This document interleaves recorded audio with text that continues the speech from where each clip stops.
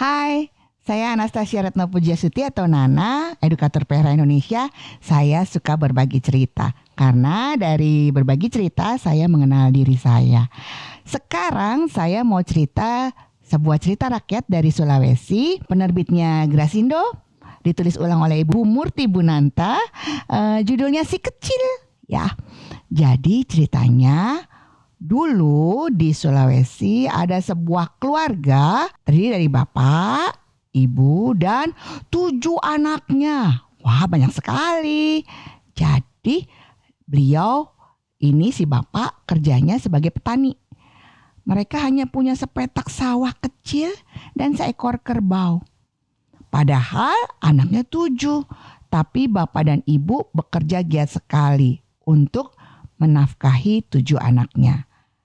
Tapi tak dapat dipungkiri bahwa ternyata mereka terlalu bekerja keras sehingga tidak ingat bahwa cuaca bisa menggoyahkan semua rencana mereka. Terjadilah banjir besar sekali dan sawahnya tenggelam, kerbaunya hanyut.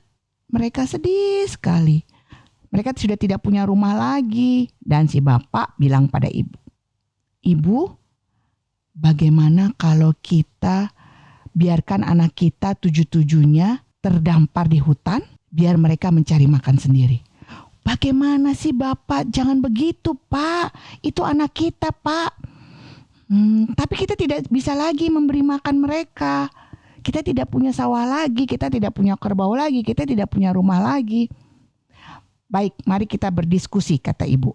"Anak-anak, mari sini kemari. Kita mau rapat. Bagaimana caranya supaya kita bisa hidup?" Lalu ibu bilang, "Nak, bagaimana kalau kalian membantu bapak dan ibu untuk mencari makan?"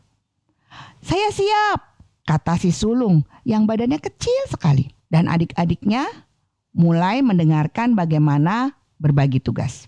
Anak pertama, kedua, ketiga, dan keempat setiap hari masuk ke dalam hutan dipimpin oleh si kecil yang si sulung untuk mencari kayu bakar. Nanti kayu bakar itu kita jual dan buat kita membeli makan. "Lalu bagaimana adik-adik yang kecil, Ibu?" kata si sulung. "Anak nomor 5, kok begini ya? 5, 6, dan 7 karena masih kecil, kalian hanya boleh di pinggir hutan memunguti buah-buahan yang sudah jatuh dari pohonnya, artinya sudah matang dan bisa kita makan." "Baik," maka bapak tiap hari mencoba lagi membangun rumah. Ibu membantu bapak juga mencoba untuk membuat sawah kembali. Dan anak nomor 1, 2, 3, dan 4 pergi ke dalam hutan mencari kayu bakar. Satu hari mereka kemalaman.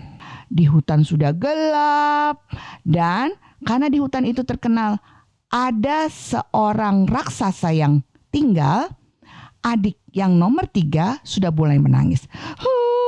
"Kak, bagaimana ini? Di hutan ini terkenal ada nenek Pakande, raksasa yang sangat besar yang suka mengambil anak-anak kecil untuk jadi makanannya." "Jangan takut," kata si kecil. "Mari kita bekerja sama untuk bisa mengusir si raksasa itu dan tidak memakan kita. Karena kita juga bukan anak yang nakal. Jadi kita tidak perlu takut." Lalu, "Hai, nama saya Anastasia Retno Pujiastuti, biasa dipanggil Nana. Saya edukator PRH Indonesia."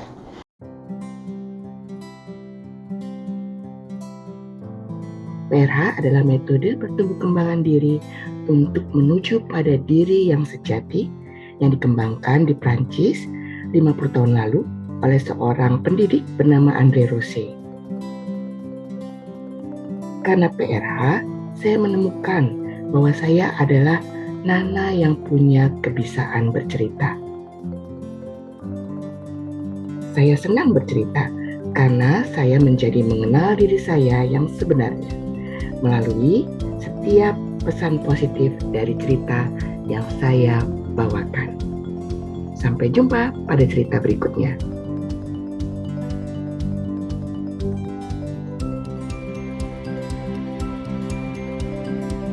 Si adik-adiknya bilang, Kak, tapi bagaimana caranya supaya kita mengusir si raksasa itu? Begini, aku akan menunggu di sini di depan pintu gua. Kalian carilah pertama kayu-kayu seperti pagar. Untuk apa, Kak? Cepat cari saja. Lalu bawa ke atas pohon di samping pintu gua itu ya. Lalu aku cari apa, Kak? Aku cari apa? Kamu cari kura-kura. Kura-kura 3 ya. Lalu aku cari apa, Kak? Kata adiknya yang nomor 4. Kamu cari, aku tahu. Kamu cari ijuk yang besar-besar dan panjang-panjang dari pohon-pohon ijuk itu ya. Kak, lalu buat apa? Nanti kalian naik ke atas pohon, bawa semua barang-barang yang aku minta. Dan kalau aku suruh, kalian jatuhkan dari atas pohon. Kakak sendiri bagaimana? Aku akan menunggu nenek Pak Kande di pintu gua ini. Kakak, hati-hati ya, Kak ya. Jangan khawatir, aku pemberani, kata si kecil. Dan terjadilah mereka semua membawa barang-barang yang diminta oleh si kecil ke atas pohon. Sementara si kecil menunggu nenek Pak Kande di depan gua. Datanglah nenek Pak Kande. Bruk, bruk, bruk, bruk, bruk. Tapi si kecil dengan beraninya berkacak pinggang dan bilang, Hai nenek Pak Kande, jangan masuk ke dalam gua. Karena di dalam gua ada seorang raksasa yang lebih besar dan lebih kuat daripadamu. Nenek Pak Kande bilang, Hai anak kecil, berani-beraninya kamu bilang apa sama aku ya? Nenek Pak Kande, kalau kamu tidak percaya, aku akan memberikan buktinya. Coba, mana buktinya? Kata nenek Pak Kande.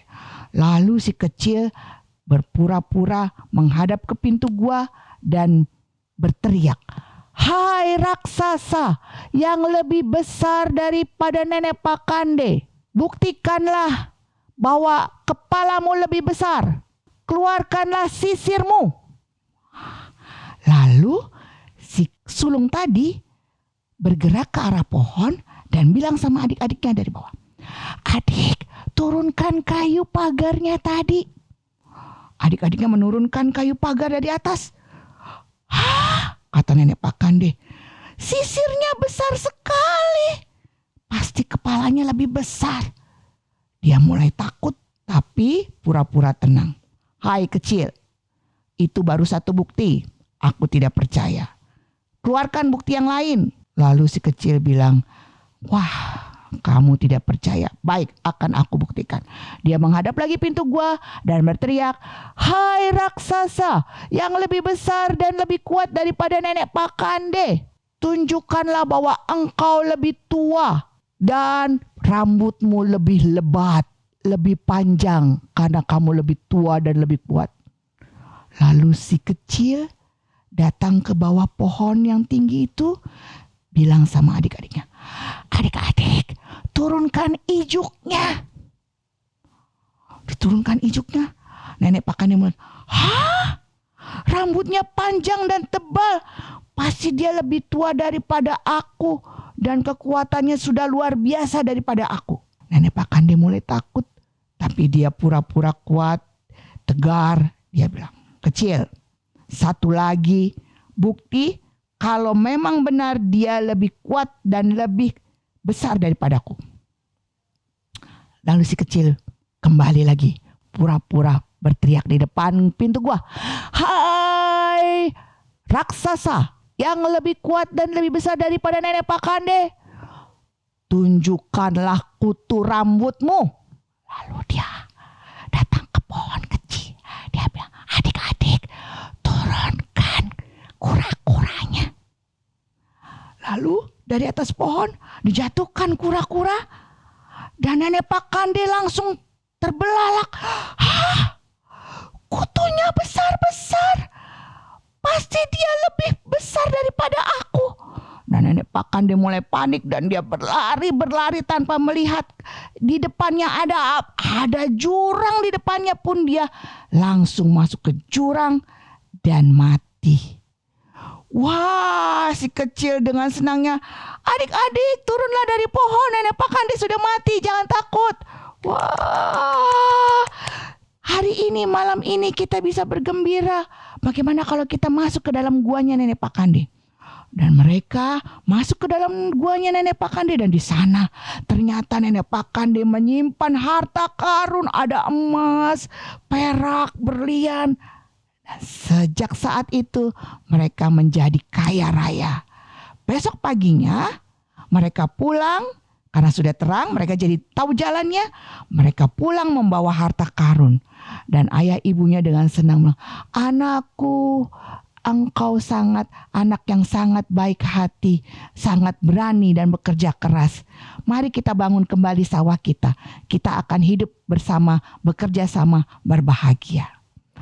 Itu kisah si kecil yang berani. Dari kisah itu, saya jadi kenal diri saya. Saya juga ternyata waktu badai hidup yang lalu pernah saya rasakan, saya punya keberanian melawan sesuatu yang saya tidak tahu di depan mata, tetapi saya yakin saya berani untuk menghadapi hidup saya. Saya berkeberanian. Bagaimana dengan teman-teman? Apa yang teman-teman rasakan sebagai kekuatan dari cerita tadi?